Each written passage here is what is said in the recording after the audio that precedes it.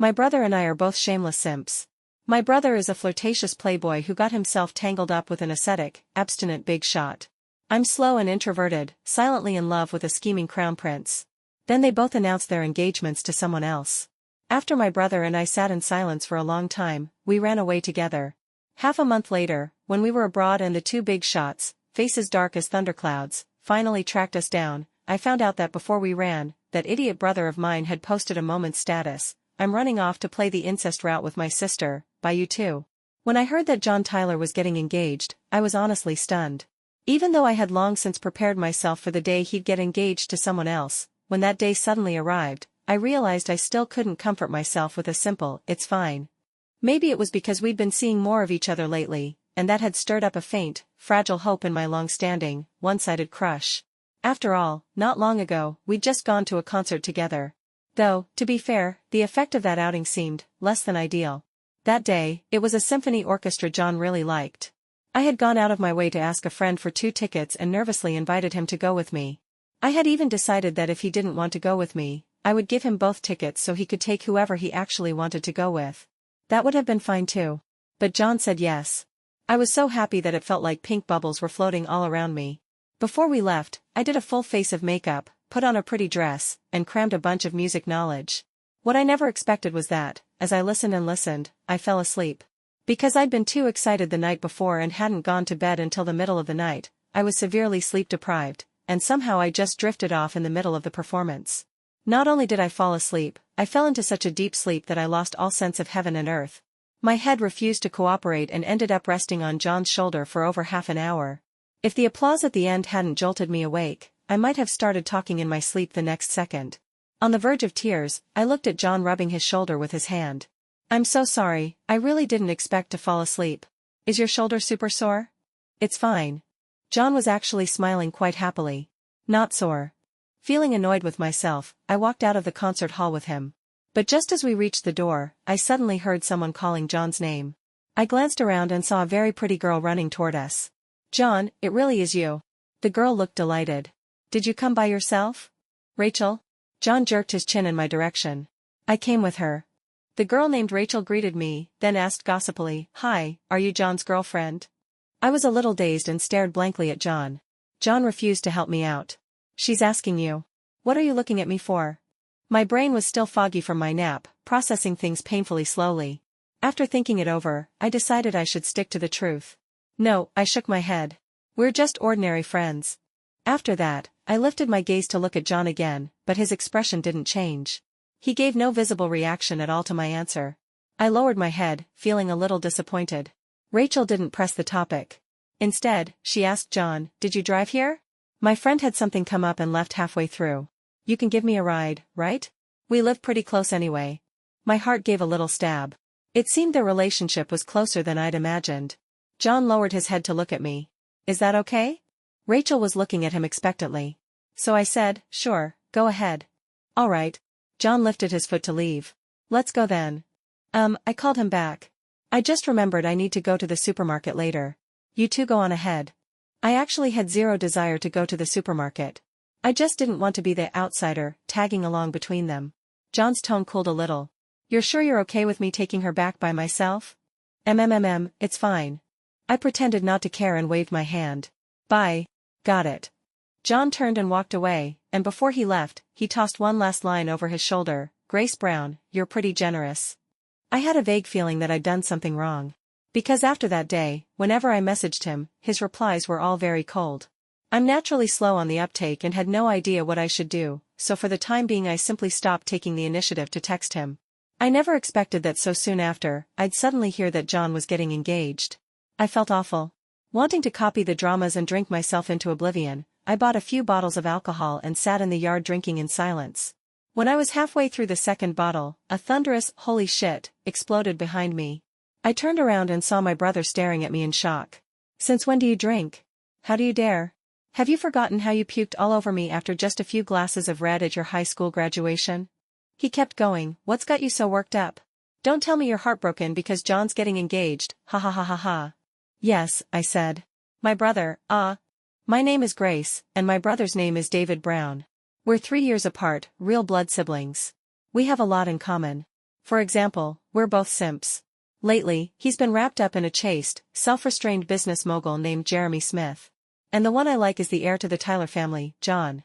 That's right, our second common trait is that we both like men. That's right, my brother is gay. When he came out back then, our parents downed 3 fast-acting heart pills in a row. Luckily, they're pretty open-minded, and given that my brother has never exactly been an easy child, their tolerance threshold has kept rising over the years. In the end, they unwillingly accepted it. My mom even asked me anxiously, "Grace, you're not also?" I hurried to reassure her. "No, I'm just like my brother." My mom immediately started fumbling for the heart pills again. "You're gay too." I hurriedly changed my wording. "I mean, I also like men." My mom finally poured the heart pills back into the bottle. The third thing my brother and I have in common is that we are both absolute failures when it comes to pursuing someone. I'm introverted and slow to warm up, and when I try to chase someone, I fumble around so slowly I can't even find the right path. My brother is the complete opposite of me. He's basically a flashy little social butterfly, a shamelessly flirtatious bottom with a pair of gorgeous, seductive peach blossom eyes. Ever since he met Jeremy, he's gone all out chasing him, trying every possible way to flirt, but the other party has always stayed icy cold. When it comes to pursuing people, my brother and I use totally different methods, but the outcome is exactly the same. But looking at things now, I seem to be doing even worse than my brother. David sat down next to me. "Hey, don't be sad. There are plenty more fish in the sea. I'll go scout a few handsome guys for you right away." "No," I refused. "All the handsome guys you find are gay." David was speechless for a few seconds. "Not all of them are gay, okay?" I still said, "No." "Why are you so stubborn?" David started criticizing John. "John's not even that great. He looks all polite and gentlemanly, but he's actually super manipulative. He's totally white on the outside, black on the inside, you know." I didn't like him badmouthing John. "Oh, and Jeremy with his permanent iceberg face is any better? He's just black through and through." David flicked me on the forehead. "Hey, you little brat. I'm trying to comfort you here, okay?" I ignored him. "I told you, the way you're chasing him is never gonna work." He started dissing me again. "You're ridiculously dense. You make sandwiches with your own hands and then say you bought them outside. Whenever John goes to some banquet, no matter how far it is, you drag yourself over there, and once you're there you don't even dare say hi. You just hide in a corner the whole time until it's almost over, and only when he spots you and comes over first do you finally squeak out, 'Wow, what a coincidence, you're here too.'" David went on, "I keep telling you, if you like someone, you have to be open and straightforward. Like me, just throw straight balls." I muttered under my breath, "But you haven't caught your guy either." David was struck speechless again. "At least Jeremy hasn't gotten engaged." I took another critical hit, silently unlocked my phone, and opened my chat with John. We hadn't talked in 2 days. Suddenly, a message from my best friend popped up. "Ellen, Grace. Huge news. That big shot your brother's been crazy about is getting engaged too." "Ellen, what is going on lately? Is there some buy one engagement, get one free promotion? Why is everyone getting engaged?" "Ellen, is your brother laughing at you right now? Hurry up and laugh back at him." Ellen really lives up to being my best friend. She even managed to guess that my brother was making fun of me. I stopped drinking, turned my head, and looked over at David. David got creeped out by my stare. "What? What's with that look? Why do I feel like you're pitying me? That's backwards, okay? The person I'm chasing hasn't gotten engaged." I didn't say anything and just kept quietly looking at him. He looked at me in confusion. I kept on looking at him. His expression slowly collapsed. "No way." I nodded. "Yes way." David snatched up his phone, his fingers flying across the screen. 5 minutes later, he put his phone down with a blank look in his eyes and turned to me. "Got any more beer?" I quickly opened a bottle for him. I was just about to say something when David cut me off. "You don't need to comfort me." "Oh, I wasn't going to," I said. "I was going to say thank you. I actually feel a lot better now." David flipped me off. "Screw your uncle." I pouted. "My uncle is your uncle too." David shut up completely. Watching him silently drink more than half a bottle of beer, I still couldn't help wanting to comfort him. "Bro, you okay?" "Grace." David suddenly called my name. "Huh?" I replied. Right then, David might as well have had the words "I have a terrible idea" written across his face. His eyes were shining. "Kiddo, let's run away." "Huh?" I said. Puzzled, I asked, "Run where?" David said, "Let's find some little island overseas and go on vacation.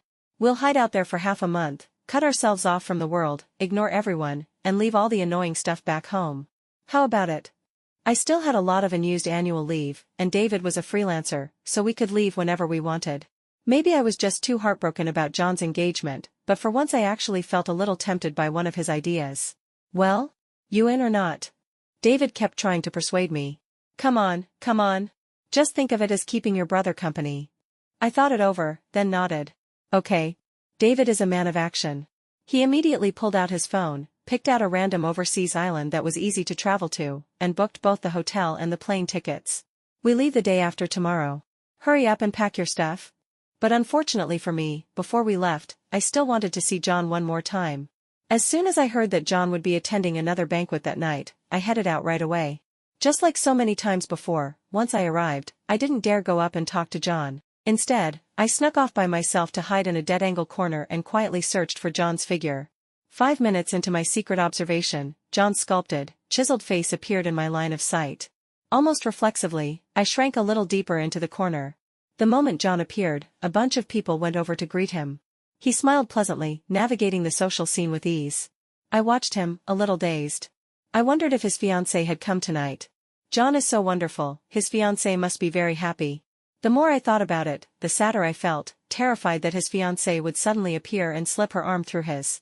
So I decided that before John saw me, I should hurry up and sneak away. Unfortunately, I miscalculated and got stopped by someone who knew me. I turned around and saw Noah. Noah is my brother's classmate and used to come over to our house all the time. Noah called out to me just as I was sneaking off. "Gigi?" "Noah," I greeted him, forced to stop. He walked over with a smile. "By yourself? David didn't come?" "Nope," I said. "Just me." We chatted for a bit, and he seemed to notice how eager I was to escape. "You heading out already?" I nodded. "Then I'll give you a ride. I've got something to do, so I need to leave early anyway." Noah took out his car keys. "I'll go say a quick goodbye to my friends. Wait for me here." That's not. Before I could finish refusing, Noah had already gone off to find his friends. But in just that short moment, I suddenly realized I had no idea where John had gone. I was glancing around, searching for him, when a familiar voice suddenly came from behind me. "Who are you looking for?" I whipped around and saw the face I'd been thinking about day and night. John, who had been far away just a moment ago, had somehow come right up to me. It used to be like this too.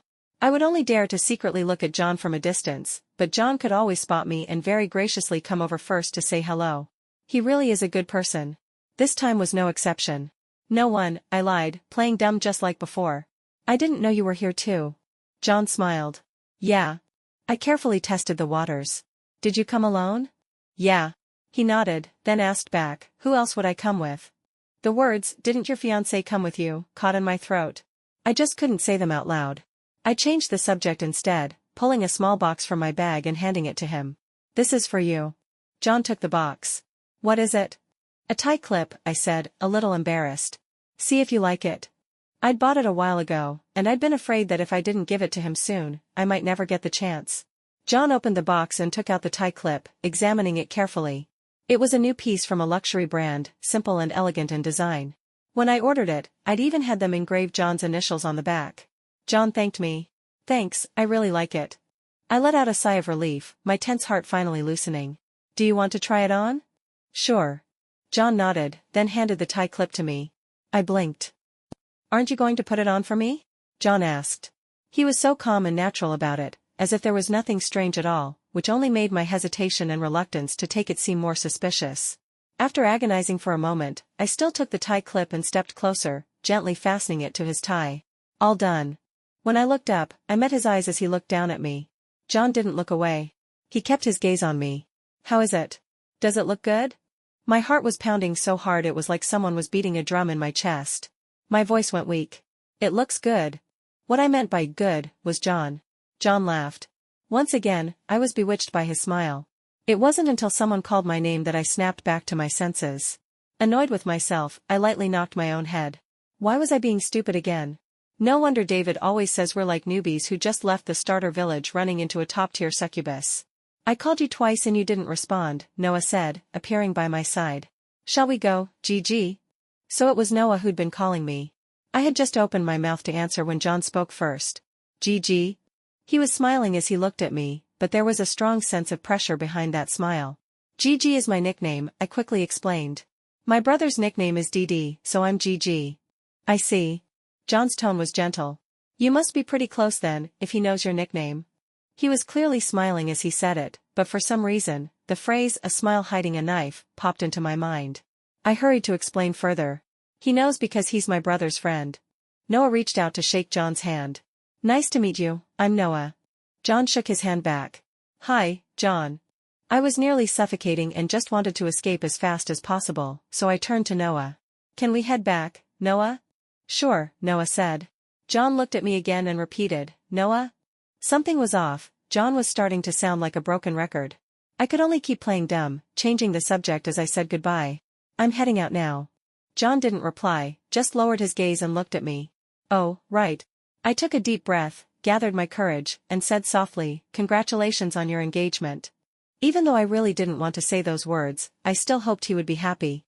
Maybe my voice was too quiet, because John seemed a little puzzled. What did you say? I didn't have the courage to repeat it. I hurriedly grabbed Noah and walked away quickly, never once looking back at John. When I got home, I sat in the living room spacing out. Until David came back. Seeing me still in my little dress, he instantly understood. You went to fake a chance encounter with John again, huh? Or were you just secretly staring at him from the shadows? He hit the mark perfectly, and I stayed silent.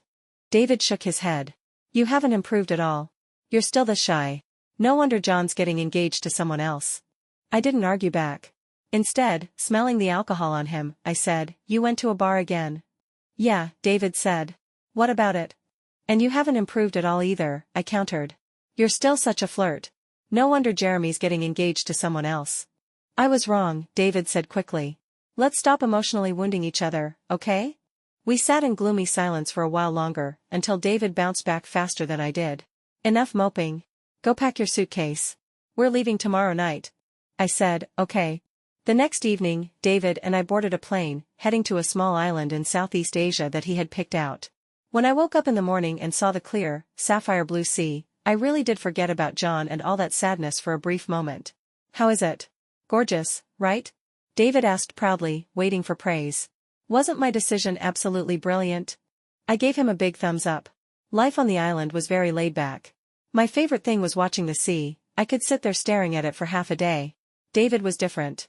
Within just a few days on the island, he had visited every bar there, made himself at home in all of them, and piled up enough phone numbers and notes to form a little mountain. We each did our own thing and took turns disliking each other. He hated that I'd come all the way here on vacation to relax and was still clutching my phone, scrolling back and forth through my chat history with John, while I hated that he was such a shameless butterfly, flitting everywhere, doomed to get what's coming to him sooner or later. David snatched my phone. Stop looking at John, little sis. Look around you. Of all the handsome guys I secretly took photos of for you, you don't like a single one. I took my phone back and stared blankly at the chat screen with John. I hadn't sent John a message in 3 days, and John hadn't messaged me first either. David opened his photo album and showed me the guys he'd snapped. What about this one? He's from our country too, here on vacation. His family seems pretty loaded. Or this one, he went on. He's foreign, sure, but he's hot. You could date and practice your English at the same time, 2 birds with 1 stone. I pushed him away, utterly speechless. No thanks. You keep them. You think I don't want to? David clutched his chest dramatically. I asked around, they're all straight. David was about to scroll further through his album for me when I stopped him. All right, calm down for a second. Sit here and watch the sea with me, okay? It's the middle of the night, it's pitch black, what's there to see, he grumbled, but still came over and dropped onto the lounge chair beside me. Once he lay down, he uncharacteristically went quiet and stared at the sea for a while. Bro, I called to him softly. Don't be sad either. Sad? Who, me? David tried to save face. I'm great, thanks. Huh. You know how popular I am. If Jeremy doesn't know how to cherish that, it's his loss. I played along. You're great. Jeremy's the one who's blind. David stared at me like he'd seen a ghost. What the hell? Why are you suddenly complimenting me? Did you tell Mom I overwatered her succulent and killed it? I really did mean what I said. To outsiders, David always looks like a total playboy, flippant, flirting everywhere, peach blossoms blooming all around him. But I know that's not who he really is. From the outside, it looks like he has enough exes to form a basketball team, but in reality he's only ever seriously dated one person. It looks like he hits on every handsome guy he sees, but he's only ever truly, earnestly chased Jeremy. He's gotten so many invitations, but he's never accepted a single one. It's just that nobody believes that, and Jeremy doesn't either.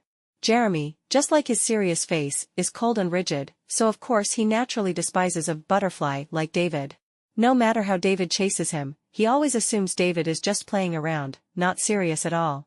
He once told David, "If you want to fool around, find someone else. I don't have time to play with you." David spread his hands helplessly. "I am serious. Why won't you believe me?"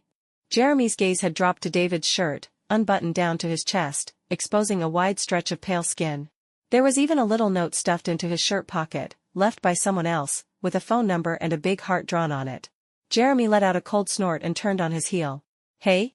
David said weakly. On the 5th day of our island stay, David finally dragged me to a bar. He was so enthusiastic I started wondering if he secretly held shares there. "Just this once. You're already here, how can you not experience it at least a little?" Annoyed to death, I still ended up agreeing. When we got to the bar and David hauled me over to say hi to the handsome guys from his album, I finally understood his plan. "This is the sister I told you about, Grace," David said, sounding like a matchmaker. "What do you think? Pretty, right?" "Very," the guy across from me said politely, greeting me. "Nice to meet you." I nodded slightly. "Hi." Running into a fellow countryman in a foreign land, such fate. David exclaimed dramatically. "You two chat. I'll go look around over there." "Hey," I didn't manage to stop him. He slipped into the crowd in a flash and vanished. I had no choice but to stand there and make small talk with the handsome guy. I don't really drink, but because I was embarrassed, I kept taking sip after sip without thinking. By the time my head started spinning again, I said goodbye to him. I wanted to find David to tell him I was heading back first. After searching and searching, I finally found David slumped in a booth, half asleep. I asked the person next to him, why did he drink so much? They were playing depth charges or something. He got hyped up and downed an entire row in one go. I nudged David. "We're going back." "Okay," David mumbled, wobbling to his feet. Afraid he'd fall, I had no choice but to support him as we walked. The bar wasn't far from our overwater villa, but with David drunk and hard to control, and me also a bit tipsy, it took both of us an enormous effort to finally make it back to our door. Panting, I set David down at the entrance, planning to catch my breath before going inside. David was truly wasted. All 178 centimeters of him had curled up into a ball, his head resting on my shoulder as he wailed like a ghost. Ugh. Men are all unreliable. From now on, it's just us siblings against the world. The after effects of the alcohol were hitting me too. My head was getting heavier and heavier, and I couldn't think of anything to comfort him with, so I just patted him on the back. I shook my head, thinking I should get us back inside before I completely passed out. "Bro, wake up a bit. Let's go into the room first." David kept his head stubbornly buried in my shoulder. I was helpless. I was just about to try brute force and drag him inside. But the moment I lifted my gaze, I froze. A little ways down the walkway, two tall figures were standing there. The dim yellow light from the lamp cast across their faces. The one on the left was stone-faced, the one on the right had a half-smile that was somehow more terrifying than not smiling at all. The one on the right glanced at the one on the left. "They're that close. Think they really snuck off to play the incest route behind our backs?" The left one's face grew even darker. He strode over, hoisted David off my shoulder in one move, pulled the room card out of David's pocket, opened the door, and went inside with him. "My shoulder's suddenly empty," I said. "Huh?" I stared after their retreating backs, my brain completely crashing, when a shadow fell over me from above. I looked up and saw the face I'd been longing for. My first reaction was, I must be dreaming. If David found out, he'd definitely scold me for being hopeless, dreaming about John even in my sleep. Dream John was just as handsome as ever. He leaned down toward me. "How much did you drink to end up a drunk mess like this?" I held up 2 fingers honestly. 2 glasses. John laughed. Maybe because I thought it was a dream, I suddenly got bold and really wanted to touch him. So I asked, "Can I touch you?" "So getting drunk makes you braver," John mused. "Sure. Where do you want to touch?" I lifted my right hand and gently stroked his cheek, letting out a shameless, satisfied little hee-hee. "It feels so real," I giggled stupidly. "But I must be dreaming. Otherwise how could you be here?" Then his classic scheming smile appeared. Right before I completely blacked out, I heard his answer. "I came to stop you two from going down the incest route." When I woke up, my head was pounding, and images of seeing John last night floated through my mind. I sighed. So I really do miss John too much. Not only had I dreamed about him, I dreamed he was letting me squish and pinch him however I wanted. I was still in yesterday's clothes, so I got up, washed my face, and changed into a fresh outfit. I was just about to go next door to check on David when I opened my door and froze. Sitting on the sofa were the two people who'd appeared in my dream last night. Jeremy was sitting upright, a laptop in his hands, apparently still working. In the middle of his busy schedule, he looked up, expressionless, and gave me a small nod.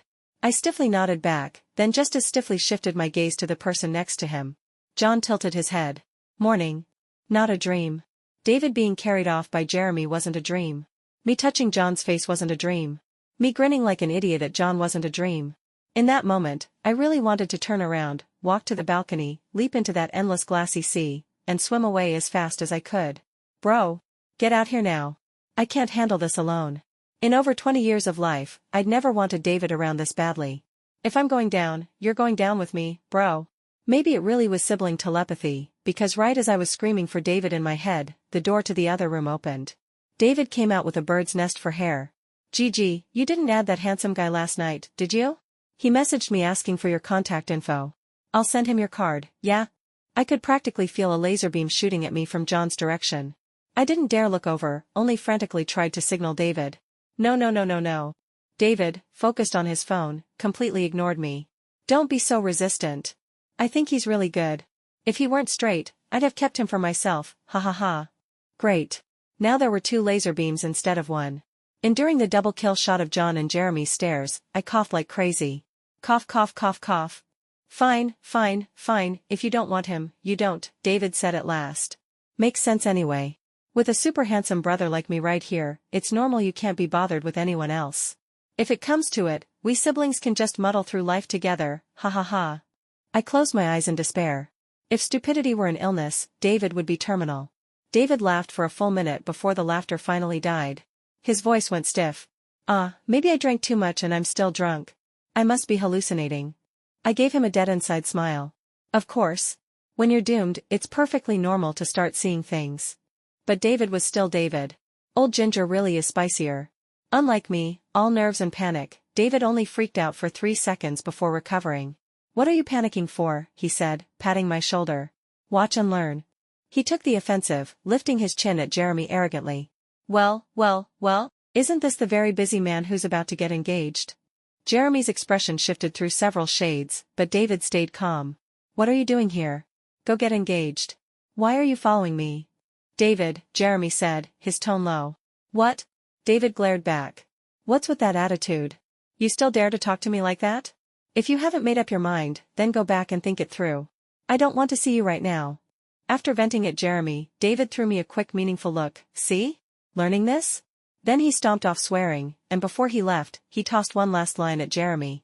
Don't follow me. Whoever follows me is a little dog. 1 minute after David left, Jeremy quietly stood up and walked out with a cold face. I watched the two of them leave, stunned, and gave a silent round of applause in my heart.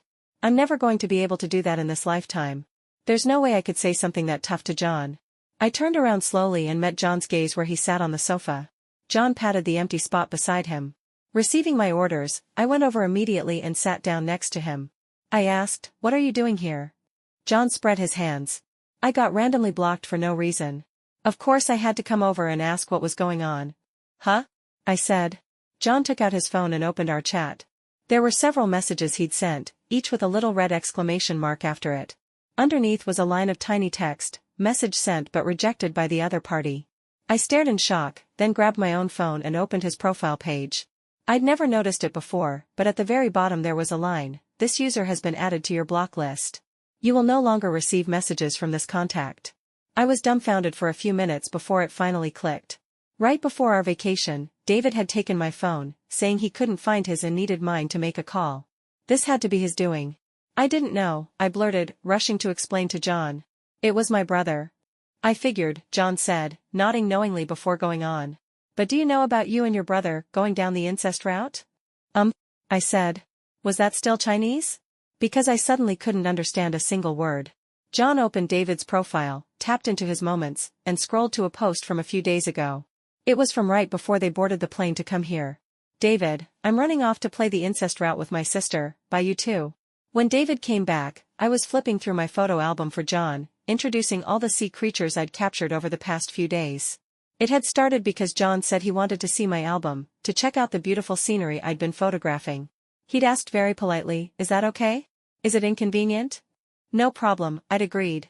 There wasn't anything special in my album anyway, because all the photos of John had long since been hidden in a private folder. Afraid he'd get bored, I introduced each picture while sneaking glances at him, but John was looking very intently. There weren't many photos, so we finished them quickly. John seemed satisfied. He ruffled my hair. Good. David hasn't managed to corrupt you. It took me a second, then I thought of David's album full of nothing but handsome guys. Speak of the devil. The moment David came in, he saw John still ruffling my hair. What are you two doing? David roared out of nowhere, storming over and yanking me off the sofa. He glared at me like I'd let humanity down. You're forgiving him just like that? That's way too cheap for this brat. I blinked slowly. But I never blamed him in the first place. I'd been secretly in love with John this whole time, never expecting anything in return. Because of that, I'd never blamed him, and I had no right to. David gave me a look that screamed hopelessly love-brained. But he got engaged. He explained. It was a misunderstanding, I said. I'd finally mustered 100,000 points of courage and asked John about his engagement just now. Engagement? John had thought for a bit before it seemed to click. I get it. It must be from when my mom went to a banquet and joked with her friends about arranging one for me. She told me about it afterward, and I turned it down. Somehow, as people kept talking, it turned into me actually getting engaged. I hadn't expected the thing that had tormented me for so long to be that simple. Oh. So because of that, you ran off with your brother? John asked, half amused, half exasperated. Next time, ask me first, okay? I nodded. Then I thought, if John's engagement was fake, could the news about Jeremy's engagement also be just a rumor? But John said, Jeremy really is getting engaged. Purely a business marriage, zero feelings involved. He's only met the woman a few times. They've agreed to live their own lives and not interfere with each other. I didn't know what to say, so I just sighed. When David heard that John's engagement had been a false alarm, he had the same question I did. Then what about Jeremy? It's real, I cut in immediately. The hope that had just flickered across his face collapsed in an instant. I knew it. Ha! That bastard. I glanced around him and, not seeing Jeremy, asked, Where's Jeremy? I yelled at him and he ran off, David said through gritted teeth. He shot a look at John, then at me, and got even madder. Can you not learn from me a little? You can't spoil men too much, you know. You still dare lecture me? I shot back, unwilling to take it. Who blocked my contact? Who posted a moment's status saying we were going down the incest route? I'm telling Mom and Dad. David, who'd been all puffed up just a second ago, dropped to his knees with a thud. I was wrong. Sis, my dearest, sweetest sister, please don't tell Mom and Dad. That moment's post is only visible to John and Jeremy. I said it that way so no one else would see it and snitch on me. If they find out, they'll beat my legs off in a mixed-gender tag team. Then I'll really have to go see an orthopedist. John and Jeremy booked the overwater villa next door and stayed on the island with us for a few days. David treated Jeremy with this fake, lazy indifference and headed straight for the bar every evening. Jeremy simply threw money at the problem and bought out the entire bar, forcing David to come back swearing under his breath. David stomped ahead, cheeks puffed out in anger, while Jeremy followed behind him. All the way back to the villa door, David stepped inside first, and Jeremy was about to follow. David blocked the door with his whole body. You're not allowed in. Jeremy was tall and broad-shouldered. If he really wanted to force his way in, there was no way David could stop him. But Jeremy didn't really push. He only said, David, what is it you want? What do I want?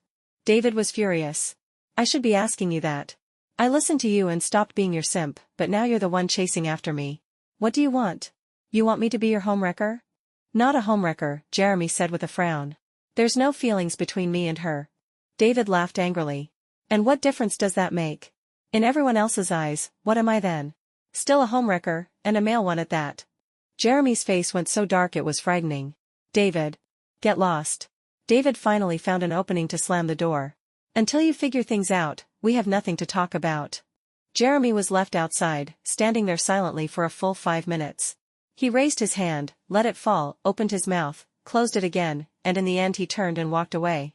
John and I were not far away, watching him come down the path. John patted him on the shoulder without saying anything. I looked at Jeremy. Can we talk? He nodded once. We walked to the shore, and I spoke first. He was really upset when he found out you were getting engaged. He's nowhere near as cheerful as he looks on the surface, I went on.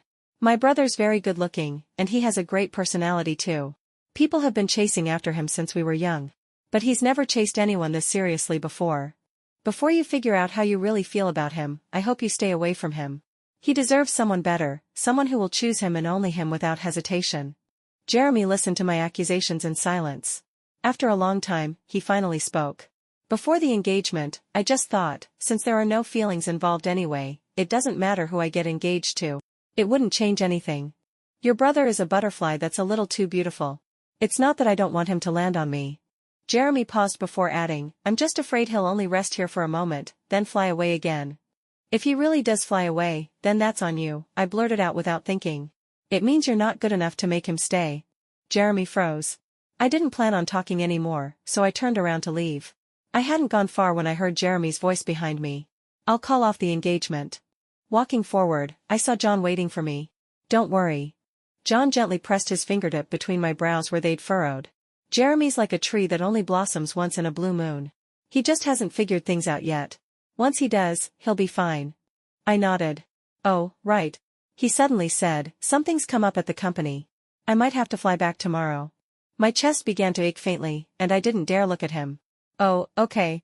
When we got back to the door of the overwater villa, I said goodbye to him. Bye. John didn't move. Anything else you want to say? I didn't know what to say at all. Seeing my confusion, John smiled very gently. Then I have something to say. Come back soon, Gigi. He leaned closer, eyes shining. When you're not around, I miss you. John flew back the next day. A few days later, Jeremy also left because of work. Once they were both gone, David and I started feeling restless too. I was staring blankly at the sea, thinking about John, when the door was suddenly flung open. David plopped down next to me and took a huge gulp of beer. Back so soon? I asked. You were out for, 20 minutes? With Jeremy gone, David was finally free to hit the bars as he pleased. I'd thought he'd go wild all night, but he'd come back so quickly. David let out a muffled mm. Seeing his expression, I understood. I looked at him. He looked at me. So? I ventured. Change our flights. David suggested. We reached an instant, unspoken agreement. The two of us rushed to change our tickets and flew back home a few days earlier than planned. Ever since we got back, a certain idea had been circling in my mind. It grew bigger and bigger, until one night I finally confided it to David. As expected, he immediately started yelling. What? You want to confess to John? No way. I don't approve. He objected firmly. Why should you? He doesn't deserve it. He should be the one confessing to you first, with at least 500 roses and a big sparkly rock, or you're not allowed to say yes. John is a rich young master, tall, handsome, with a great personality. Only David could think he didn't deserve me. I felt my eyes sting and sniffled, calling softly, bro. Pouting won't work. David was furious that iron would not turn to steel. How can you let him have you wrapped around his finger like this? You've had a crush on him for years and haven't made any progress at all. What are you going to do if he bullies you later? I'm not scared. I gave David a fawning smile. Because I know you'll always be there, backing me up. David sighed helplessly and flicked my forehead. Although I'd said I was going to confess to John, my cowardice kept dragging it out. Every time the words reached my lips, I swallowed them back down. After more than a month of this, even David was speechless. Do you need me to do it for you? I've only ever heard of people settling scores after the fact. You're the first one I've seen trying to confess after the fact. When I finally made up my mind to confess, I did my best to act calm. We followed our plan, movie, then dinner, then the amusement park.